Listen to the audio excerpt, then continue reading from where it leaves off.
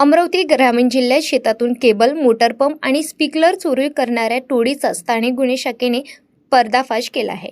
या कारवाईत 2 सराईत गुन्हेगारांना अटक करण्यात आली असून त्यांच्याकडून 11 गुन्हे उघडकीस आले आहेत। पोलिसांनी या कारवाईत लाखो रुपयांचा मुद्देमाल जप्त केला आहे।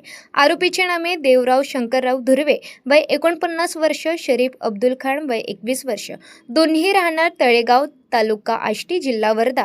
गेल्या काही काळापासून ग्रामीण भागात शेती साहित्याच्या चोरीचे प्रमाण वाढले आहे।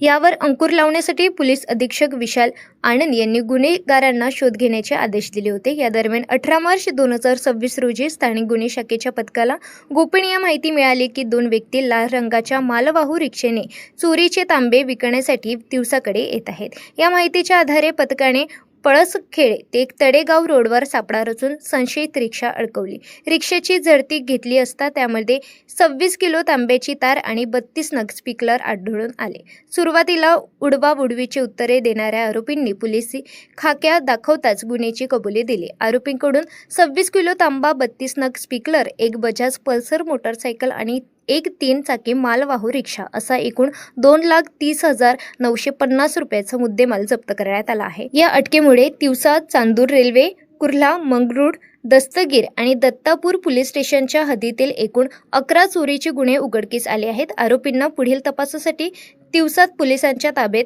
देण्यात आले आहे। ही कारवाई पोलीस अधीक्षक विशाल आनंद, अप्पर पोलीस अधीक्षक पंकज कुमावत यांच्या मार्गदर्शनाखाली स्थानिक गुन्हे शाखेचे पोलीस निरीक्षक किरण वानखेडे व त्यांच्या पथकाने यशस्वीरित्या पूर्ण केले। तिवसा तालुका प्रतिनिधी नंदकिशोर मते।